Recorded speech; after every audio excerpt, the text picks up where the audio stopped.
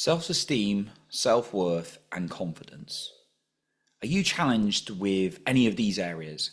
Well, I'm going to talk about the different areas today with you and some tips for working through these. So welcome back to the Self-Esteem and Confidence Mindset podcast. I started the podcast, the Self-Esteem and Confidence Mindset, a few years ago now, and I've had a lot of experience to humble me as a result for doing that and learn and grow. I've been into some dark places even in that spell, and really has taught me some lessons. And as a result, I've got to grow. I've had the opportunity to grow and share what I've learned and implemented. That's what life does, I find. When you're teaching something or sharing something, it really likes to get you to master that area by giving you some tests, some exams, as one of my mentors says. Life likes to give you those exams so you can pass to the next level. And sometimes that's in the form of challenges that we don't like. We can't expect life to be in a certain way. And it's easy talking about it, but when it actually comes, it is very emotional sometimes in the areas. And that's what I've learned with self-esteem, self-worth, and confidence, because I've been really challenged when I've been looking into this area at times. Some really challenging what you perceive as rejections, but rejection for me is only when you reject yourself. But yeah, I've had a different definition of them. I used to be at a point before I started the show where I really hated myself, a really dark place. I just I didn't respect myself. I used to harm myself, say some really cruel things to myself, whack my head against things and messing up, punch myself, all these kind of things. Tell myself I was a worthless piece of whatever. Yeah, it used to be a really, really tough place. And then I built up the skills over time. And I had confidence even in those times I was beating myself up, because confidence, I'm going to define each one, but I had confidence in certain areas. And then I've realized I've taken a model for areas I was confident in and built confidence in another area. So we're going to go through that today. So let's define what they all mean before I go into my 5 tips I want to share with you today. And the 5 tips are going to be 5 things that I feel will help you across all 3 of these areas. So let's start with confidence. Confidence is, for me, and everyone's got different definitions, the ability or trust you've got in yourself to do something. And you could have trust in one area and not the other. I don't believe in this general you've got good confidence thing, because I don't know what that means. It's I'm confident podcasting because I do it again and again and again. I'm so confident in my ability to podcast. Not everyone's going to like me, but my ability to do it is I've got really high confidence, right?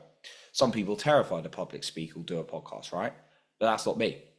So it's about your trust and your ability, and that's built for me, for confidence, doing things over and over again, and feeling good about doing them, celebrating and feeling good as you're doing them.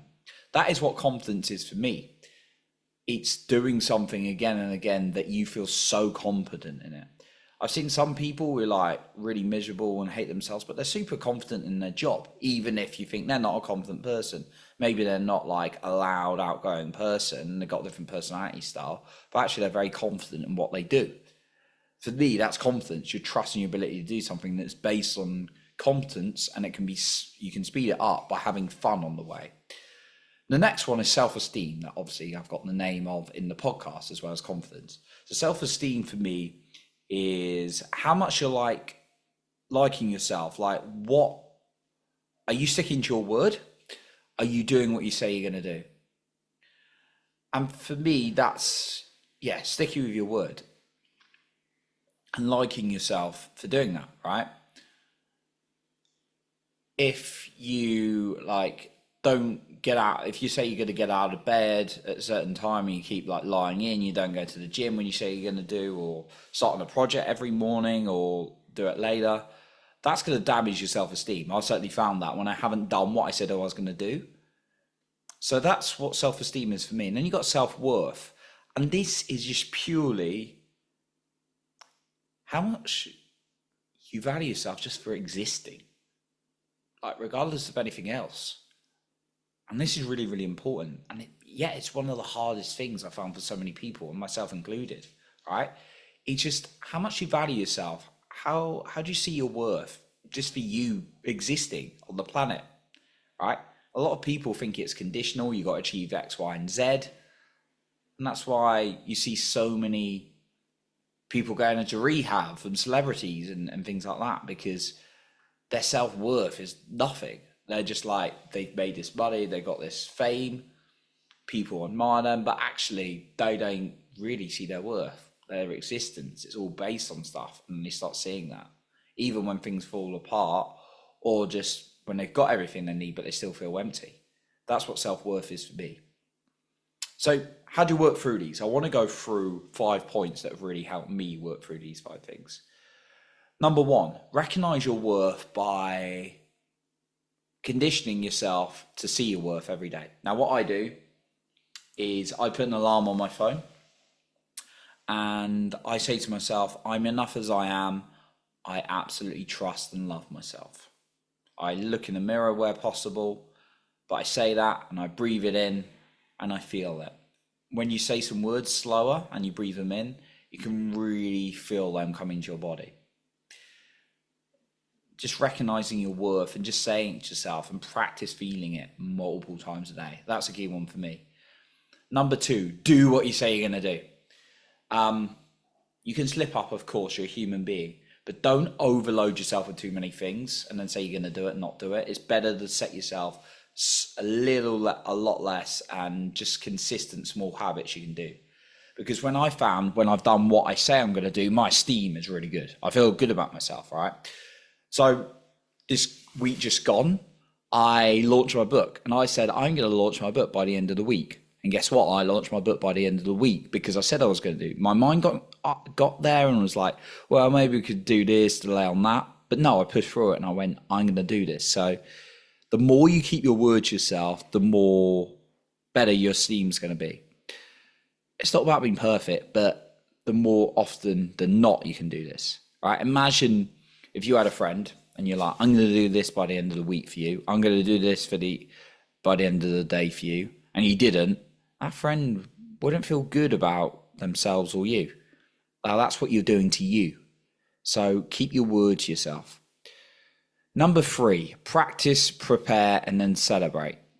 That is really how I've built confidence in things, going into things. Like, people say I'm really nervous. Like an example of my life is job interviews. I went through so many job interviews in my life, and I got a lot of like no's and things like that. But what I learned is when I was prepared, I felt so confident, and I practiced for them. And people are like, oh, I don't know what to say in a job interview. And it's really not that complicated. Like, you can't know the exact questions, but let's be honest, they'll ask you something about the company, about what you know about the role, about what you're going for, and then about some of your soft skills, like generally, right?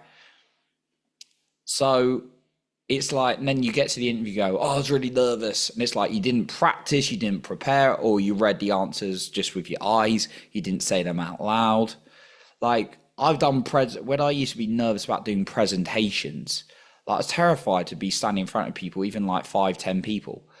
And what I would do is practice again and again and again in silence. And I turned up and I felt pretty confident, right? Now I'm just like, I could practice 2 minutes before I go on a podcast interview and still feel very confident because I've done it again and again and again.